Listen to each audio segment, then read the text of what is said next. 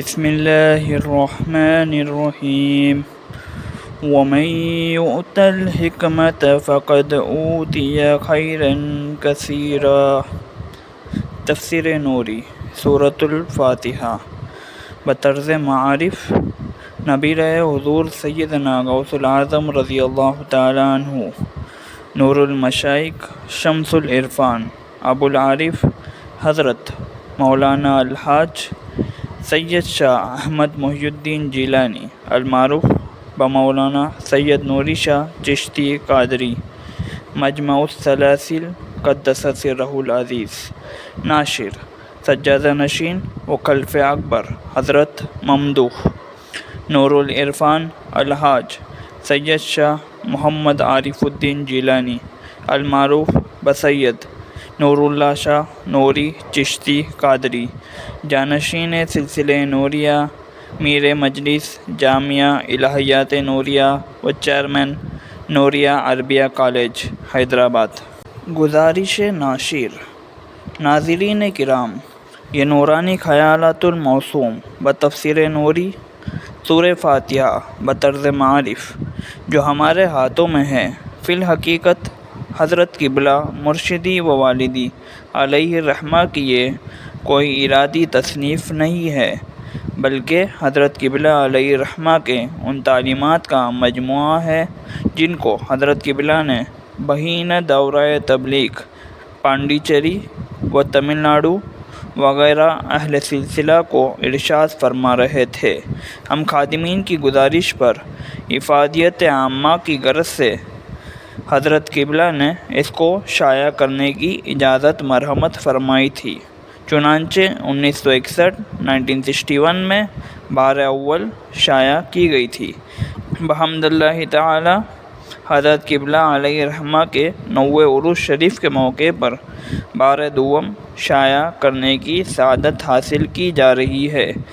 برادران اسلام سے عرض ہے کہ الفاظ سے گزر کر معنی، معنی سے گزر کر مصداق، مصداق سے گزر کر تطبیق اور اس سے گزر کر احوالات کی طرف توجہ فرمائیں، ورنہ اس کتاب کا مقصد اظہار معلومات اور اس سے بڑھ کر کچھ نہیں۔ امید کی جاتی ہے کہ ان مقامات پر فائز ہونے کی کوشش فرمائیں گے جن کی طرف اس کتاب میں اشارے کیے گئے ہیں۔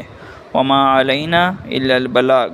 گدائے نوری سجادہ نشین و خلف اکبر حضرت ممدوح شام قدس سرہ العزیز۔ انتساب۔ اس مقدس ہستی کی ذات گرامی سے کر رہا ہوں جس نے اپنے کرم سے میری ظاہری و باطنی تربیت فرما کر من شدم اریاضتاً آواز خیال می خرامم تا نہایت الوصال کا مصداق بن گئی۔ اپنی نظروں کے نور سے میری نظروں کو منور کر دیا، اپنے قلب کے فیضان سے میرے قلب کو بدل ڈالا۔ ان بدلے ہوئے قلب و نظر کے نورانی تقاضے نور مطلق سے ہے کہ اس کو نور بنا دے جس کا نام عالم ناسوت میں پیر غوثی شاہ رحمۃ اللہ علیہ تھا، ابو العارف سید نوری شاہ چشتی القادری۔ اعوذ باللہ من الشیطان الرجیم، بسم اللہ الرحمن الرحیم، الحمد للہ رب العالمین، الرحمن الرحیم، مالک یوم الدین، ایاک نعبد و ایاک نستعین، اہدنا الصراط المستقیم، صراط الذین انعمت علیہم غیر المغضوب علیہم ولا الضالین، آمین۔ بسم اللہ الرحمن الرحیم۔ اظہار حقیقت۔ از افضل العلماء حضرت علامہ مولانا سید عبد الوہاب بخاری المعروف بحضوری شاہ نوری رحمۃ اللہ علیہ۔ تفسیر نوری جو ہدیہ ناظرین ہے، حضرت پیر و مرشد زبدۃ العارفین قدوۃ السالکین مولانا سید نوری شاہ صاحب قبلہ کی رشحات قلم اور ان کے قلب و فکر کا نتیجہ ہے۔ سورۃ الفاتحہ کو ام الکتاب کہا گیا ہے، اس لیے کہ قرآن حکیم کی ساری تعلیمات کا یہ سورہ لب لباب ہے، بنا برئی۔ حضرت قبلہ نے جو اس سورے کی تفسیر فرمائی ہے وہ تمام بنیادی تعلیمات قرآنی پر حاوی ہے، اور توقع ہے کہ یہ تفسیر مستطاب ہر پڑھنے والے کو دعوت فکر دیں گی اور اس کے ازدیاد ایمان و عمل کا باعث بنیں گی۔ ایک خاص خصوصیت جو تفسیر نوری کو دیگر تفاسیر سے ممتاز کرتی ہے وہ یہ ہے کہ علاوہ حل لغات اور آسان و عام فہم ترجمے کے، اس میں حکمت آیات حکیم اور تعلیمات سے بحث کی گئی ہے۔ چنانچہ اعوذ باللہ میں جہاں شیطان رجیم سے پناہ مانگی گئی ہے، وہی شیطانی اعمال و وساوس سے بھی پناہ مانگنا ضروری بتلایا گیا ہے، اور یہی تعلیم استعاذہ کی روح ہے۔ جب تک یہ راز اعوذ پڑھنے والے پر نہ کھلے تب تک وہ اثرات اس کے عمل پر مرتب نہیں ہو سکتے جن کی اس کے پڑھنے سے توقع تھی۔ نماز کی جو حکمت قرآن مجید میں بیان فرمائی گئی ہے وہ یہ ہے کہ ان الصلاۃ تنہیٰ عن الفحشاء والمنکر، یعنی یہ کہ نماز فحش و منکرات سے روکتی ہے۔ لیکن کیا وجہ ہے کہ لوگ نماز بھی پڑھتے ہیں لیکن منکرات سے باز نہیں آتے؟ اس کی وجہ یہ ہے کہ وہ ان آیات کی حکمتوں سے صرف نظر کر رہے ہیں۔ حضرت قبلہ نے اپنی اس کتاب مستطاب میں اس کمی کو پورا کیا ہے۔ تفسیر نوری جو دراصل تفسیر فاتحہ ہے، اس بڑی تفسیر کا مقدمہ ہے جو غالباً حضرت محترم کے ارادے میں ہے۔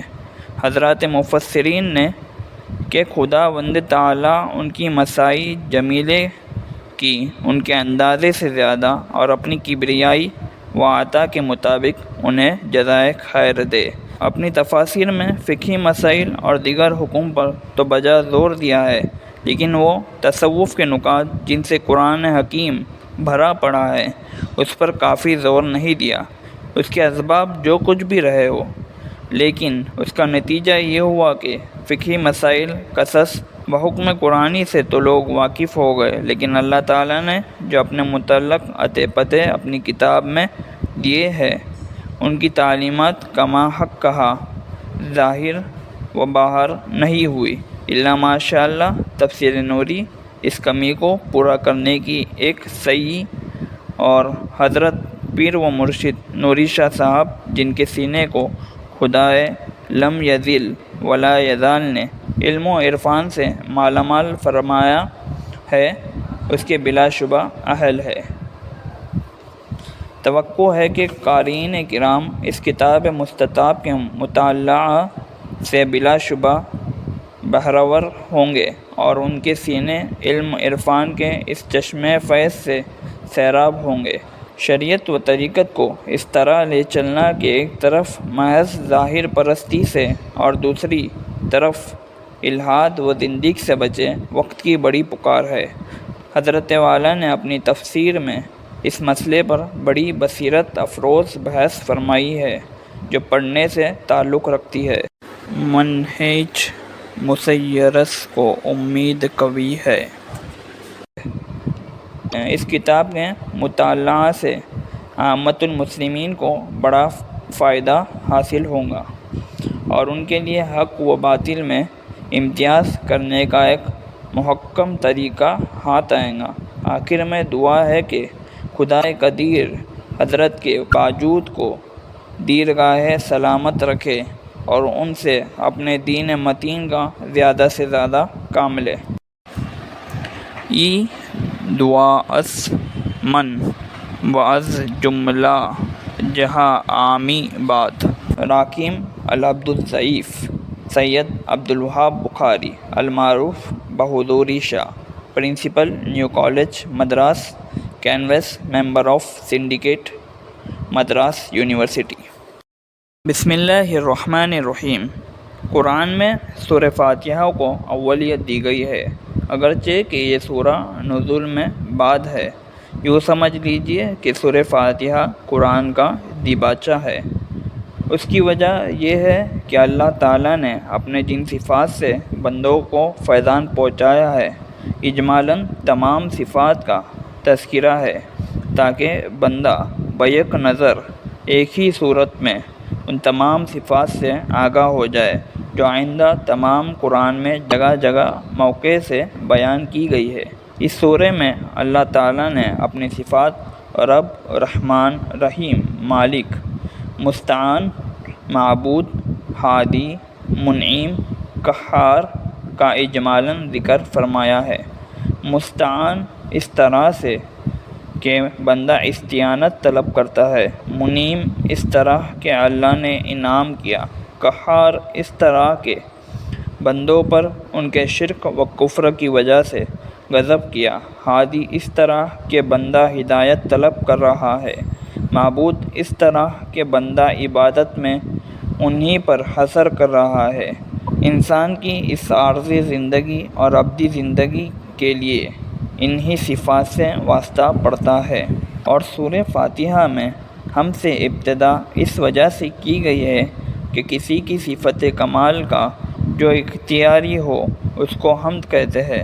بندہ جب حمد کے معنی پر غور کرے گا تو اسی وقت بندے کی نظر سے تمام کائنات کا وزن گر جائے گا اور اپنی نسبتوں کے محمود حقیقی سے وابستہ کر دے گا، یعنی اللہ سے، کیونکہ جو چیز لائق حمد نہیں وہ لائق ستائش بھی نہیں اور وہ لائق التفات بھی نہیں، بس وہ اپنے مولا سے جو صاحب صفات کمال ہے اس کی حمد کرتا ہوا اس میں گم ہو جاتا ہے۔ اعوذ پناہ مانگتا ہوں باللہ اللہ سے، من الشیطان الرجیم شیطان مردود کے شر سے بچنے کے لیے۔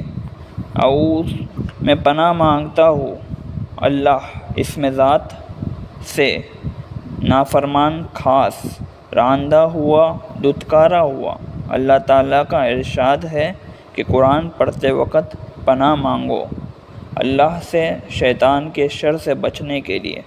وَإِذَا قَرَأْتَ الْقُرْآنَ فَاسْتَعِذْ بِاللَّهِ مِنَ الشَّيْطَانِ الرَّجِيمِ۔ قرآن کی تلاوت کی ابتدا میں شیطان کے شر سے اللہ سے پناہ مانگنے کا اس لیے حکم دیا گیا ہے کہ وہ یعنی شیطان انسان کے رگ رگ میں دوڑ رہا ہے، کما قال النبی صلی اللہ علیہ وسلم الشیطان یجری کمجری الدم، کہیں شیطان انسان کے دل میں وسوسے نہ ڈال دے جس کی وجہ انسان کلام اللہ کے سمجھنے میں گمراہ نہ ہو جائے۔ عمل اعوذ باللہ کے پڑھنے والے پر لازم ہے کہ جب وہ کلام اللہ پڑھتے وقت شیطان کے شر سے بچنا چاہتا ہے تو اسے چاہیے کہ زندگی کے ہر شعبے میں بھی شیطان کے شر سے بچا کرے۔ شیطان کے شر سے بچنے سے مراد یہ ہے کہ تمام افعال شیطانی سے بچتا رہے۔ ہر مسلمان پر لازم ہے کہ وہ منہی عنہ سے اجتناب کرے اور کوشش اس امر کی کرے جس طرح اپنی زبان سے اعوذ باللہ کے کلمات نکالتا ہے اسی طرح اپنے قلب سے منہیات کو نکال باہر کر دے۔ کان مشاطہ ہے دل کی، دل جب کان سے کوئی بات سنتا ہے دماغ سے مشورہ کرتا ہے، دماغ دل کا مشیر ہے۔ جب دل اور دماغ کا توازن کسی خیال یا بات میں ہو جاتا ہے تو دل اس کو یقین کرتا ہے۔ زبان دل کی مظہر ہے، جو دل کہتا ہے زبان اس کو بیان کرتی ہے، یہی بات یقین کی ہوتی ہے۔ دل اور دماغ میں جب اتحاد ہوتا ہے تو وہ یقین کہلاتا ہے۔ جو بات دل نہ کہے، صرف زبان دماغ سے تعلق پیدا کر کے کہے، اس کو نفاق کہتے ہیں، کیونکہ اس بات کا تعلق دل سے نہیں تھا۔ جو بات زبان بغیر دل سے تعلق پیدا کر کے کہتی ہے اس کی پابندی دل نہیں کرتا، اس لیے ایسے اقرار کی اہمیت اللہ کے پاس نہیں۔ بسم اللہ الرحمن الرحیم، شروع کرتا ہوں سات نام اللہ کے جو رحمان اور رحیم ہے۔ سات اس نام اللہ، خاص، رحمان ہر عام و خاص پر مہربانی کرنے والا، رحیم خاص پر مہربانی کرنے والا۔ شروع کرتا ہوں میں اللہ کے نام سے جو سب پر مہربان ہے اور اپنے بندہ مومن پر خاص مہربانی کرتا ہے۔ تفسیر بسم اللہ، چونکہ اسم وسم سے مشتق ہے جس کا معنی نشان لگانے کے ہے۔ جب بندہ بسم اللہ پڑھتا ہے تو وہ خدا کے سامنے ہو جاتا ہے، اور جب بندہ خدا کے حکم سے خدا کے سامنے ہو جاتا ہے تو اللہ تعالیٰ اس بندے پر مہربانی سے متوجہ ہوتا ہے، اور جس بندے پر مہربان ہوتا ہے اس کے ہر کام میں برکت ہوتی ہے۔ عمل بسم اللہ، مرد مومن اس بات کا عقیدہ رکھے کہ ہر نیک کام پر جب وہ بسم اللہ پڑھتا ہے تو اس میں ضرور برکت ہو جاتی ہے۔ قال نبی صلی اللہ علیہ وسلم، کل امر ذی بال لم یبدأ فیہ بسم اللہ الرحمن الرحیم فہو ابتر، او کما قال۔